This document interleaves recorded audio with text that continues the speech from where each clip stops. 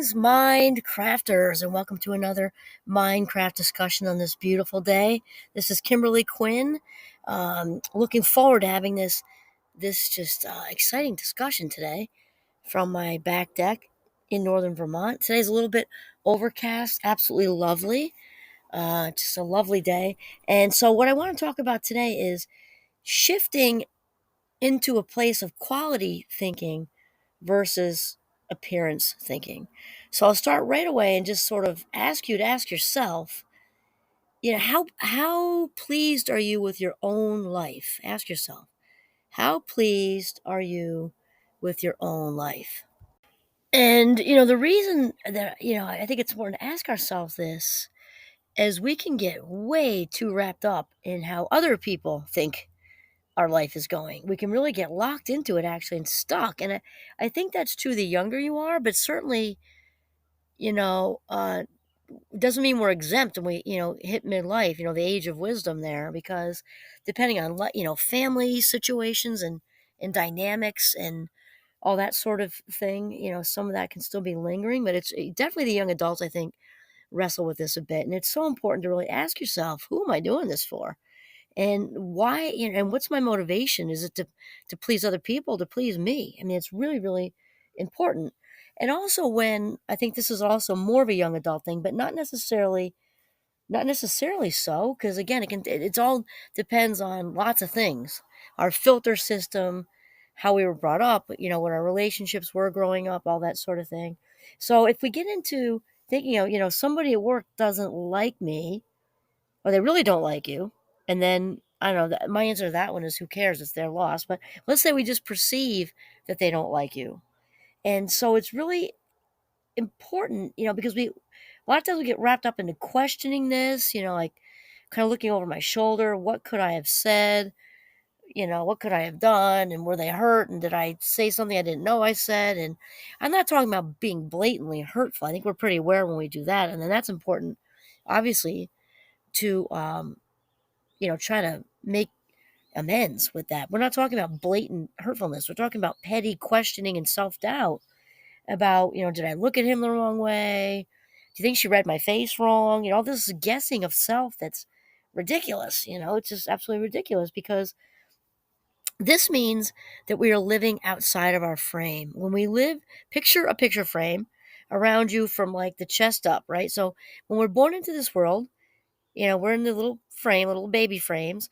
That's your frame of authenticity. In there is all the self love and confidence and esteem and belief in yourself. Little babies are born into this world loving themselves, knowing everybody who gazes upon them loves them, cherishes them, wants them, everything. And then, of course, something happens out in the world, and things are said to us and things happen, and life happens and stuff, and we can be pulled out of our frame. Our frame is still there, it's still waiting. We just can be residing outside of there temporarily, intermittently here and there.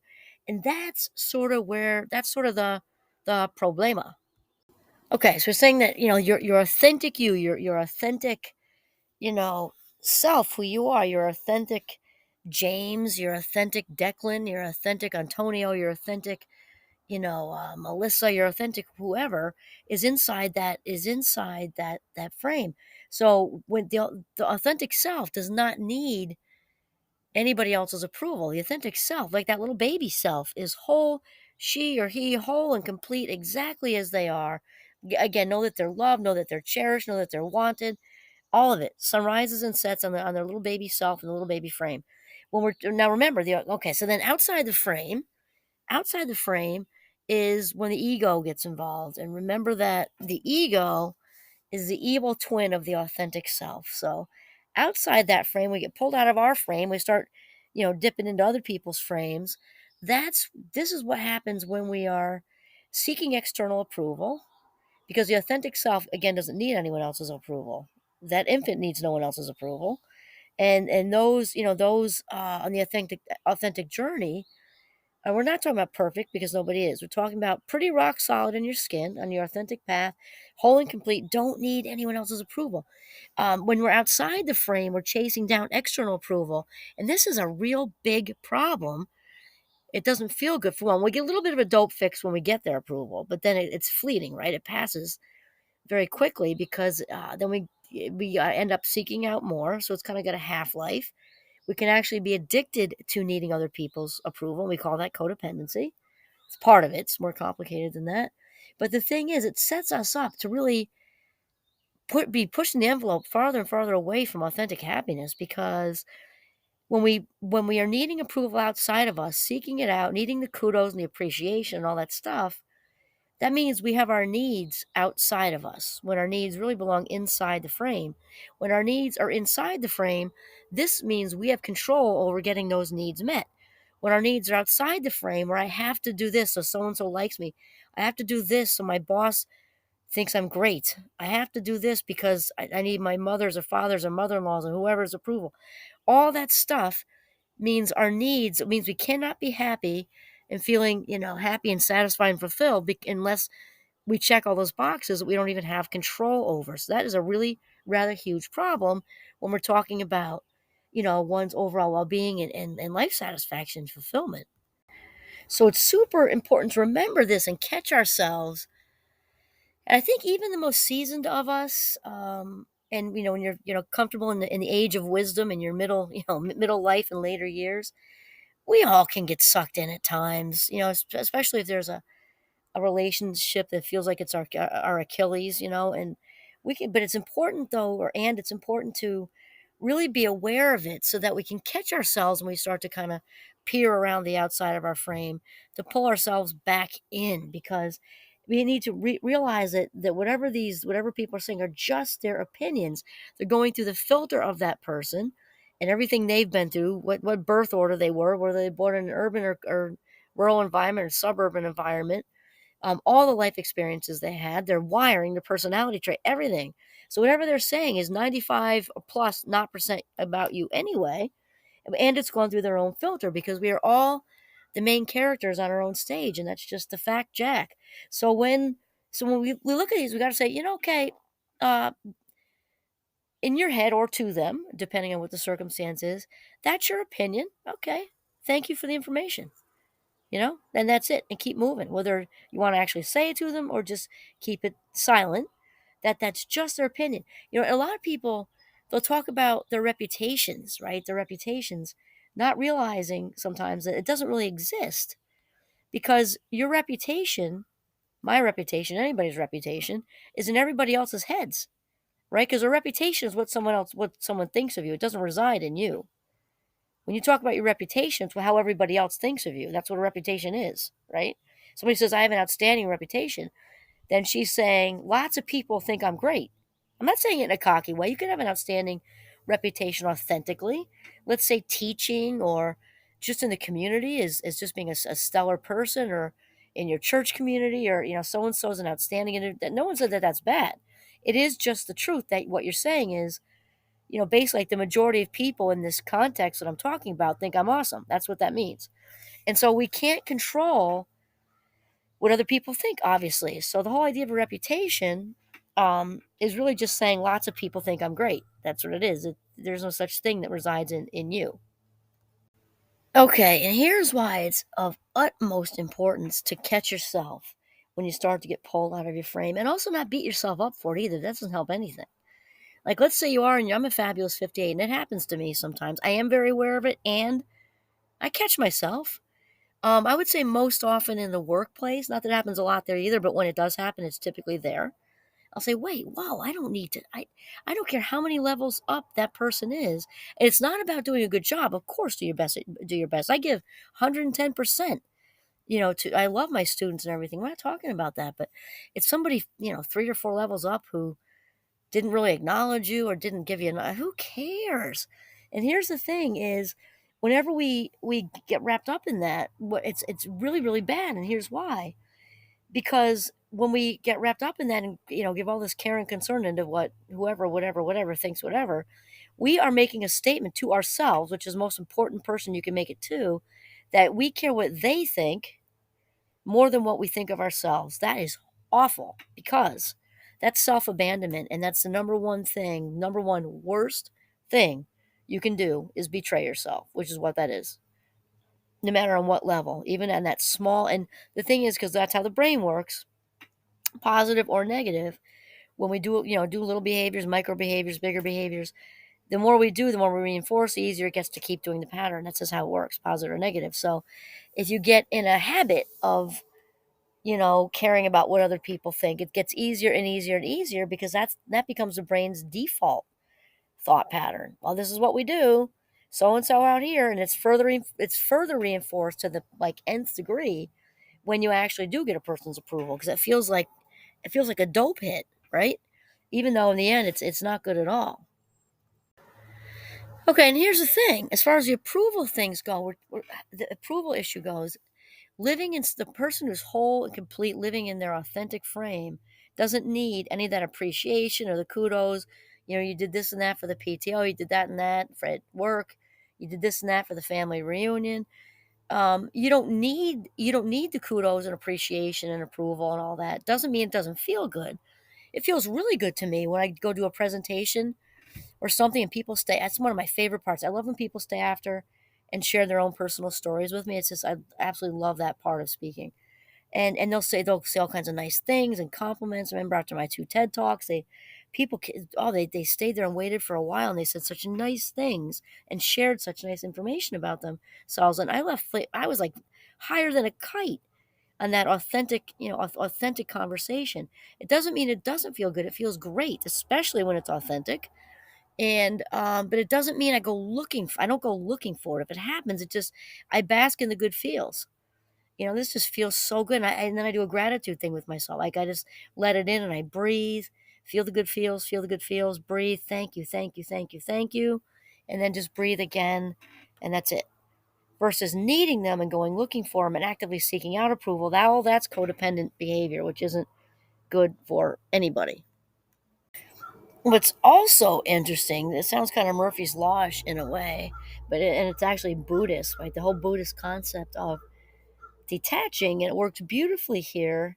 And you may have noticed this, because if you're in that place again, you don't want to beat yourself up. If that's where you are on your path, that's where you are. It's okay. There's not like an authentic race, We get there when when really we're always getting there. It's not like it's ever over, right? So you are where you are, and that's fine. Um, so the whole Buddhist thing with detaching, think about this. Think about when people at work or school, or maybe whatever you're volunteering for, and it's kids, parents at a kid's sport thing or whatever, who just walk in the room and they tend to just get people's approval, and they don't even care. People throw up all over them, and you did this, you're amazing, and they don't care. They have to authentically not care for this to be real.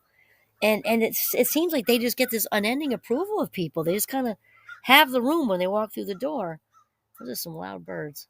They just kind of had to have the room when they walk through the door, and that's because they don't need it. Again, doesn't mean they don't like it, but they don't need it. So the irony is, the more you chase down approval, the less you're going to get it, and it's going to be fleeting and just lead to nowhere good, because codependent behavior is of the ego and not the authentic self. I'm sorry to break it to you, but it's super common. I worked through some of it for a while in my younger years. Just there's all different ways to be codependent, but the external approval seeking is a big one.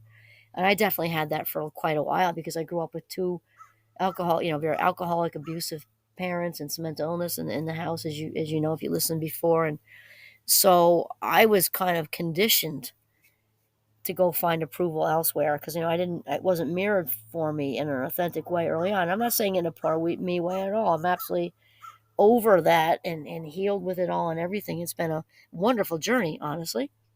I just share with people because I think it helps when you share things, especially after you're past them, because I don't have any emotion attached to it anymore, because it helps people. And I know that people shared things with me when I was in that place and working through it, and it was enormously helpful.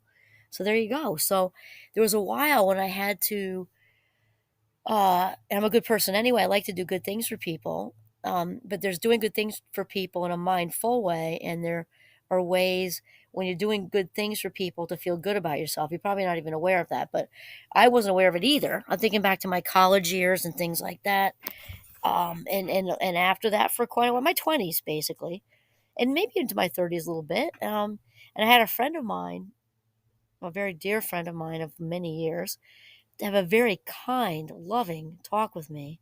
And he's my life mentor, actually, one of them. And Dr. Dave, and he said, "Did you ever, so kind, with such gentleness and kindness." I think I was probably, maybe I was in my early 30s or late, I don't know, something. And he said, "Do you ever wonder why, because you are a good person, you enjoy doing all these things you're doing. Did you ever stop and think," and I forget his exact words, but he was trying to steer me towards figuring it out myself, that I was doing some of these things to try to fill myself up, like, with their own wounds, like, I'm a good person because I'm doing this, this, that, and that, running myself ragged. So that's also a way to be codependent. So that's a way to that's also wrapped into what we're talking about, which is approval seeking, right? It's all the same family of codependent behavior, and it's soul hole filling, right? We got a wound. Just like we try to fill ourselves up with alcohol, weed, sex, shopping. It is the same dynamic, and it's tougher to often figure out because those other things are so overtly obvious, with the drinking, or reckless sex, or spending reckless, all those things, trying to fill ourselves up with the feel good stuff. These behaviors, looking for approvals, is the exact same dynamic. We're trying to feel good. We're self-medicating with other people's approval. It's not different than sucking down a bottle of Grey Goose. I mean, it's not as physically damaging, or it can be, actually, if you're in a violent relationship due to this. Then I guess it is. But the point is, it gets under the radar more because people can think, "Oh, look at me, look at me, look at what a good person I am," and maybe you are, but it's not because of all these things you're doing. That's because you're addicted to other people's approval, and that is psychological something that is in need of healing, um, so that you can return to your place of authenticity.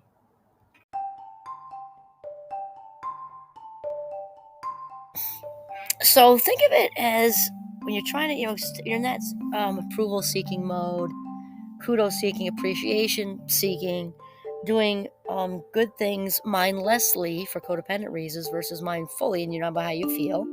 One is an authentic good feeling, and one is more depleting, and maybe not depleting right away because you're too wrapped up in the dope fix, but it comes, because then usually what follows mindless giving is eventually resentment, kind of like the PTO, mom or dad or whoever, who's that, after you've picked up so and so, Susie, Mrs. whoever's kids for the 19th time, and she's never returned the favor.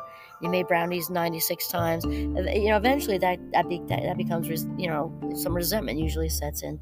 Mindful giving is you stay within your frame, so you're not getting depleted because you're doing what you can do, and only what you can do, no more, no less. You're doing your best, and that's it. And you do it because you really authentically feel good about it. You're not living outside your frame, you're living inside your frame. And so picture this, like when you're in that codependent mode, is trying to water flowers with a can that has a hole in it. You keep filling it up and wonder, why aren't they getting what they need? Because it keeps running out of water, and you're spending all this energy, to give them, 3 drops, because it's running out of the back of the can. Whereas if it were full, like authentically full, you could feed them with a fraction of that amount of water, and you wouldn't be frustrated because you'd be living inside the can, so to speak, the frame. So it's just really important to recognize this and shift into from the appearance outside the frame thinking to the quality inside the frame thinking. Knowing your value, and and knowing the limits as far as your boundaries, because people who value themselves are able to set appropriate and respectful boundaries. The codependent crew, not so much, and that's why they get run ragged. All right, so shifting from appearance thinking to quality thinking. This is Kimberly Quinn signing off from the beautiful northern Vermont. Have a mindful day.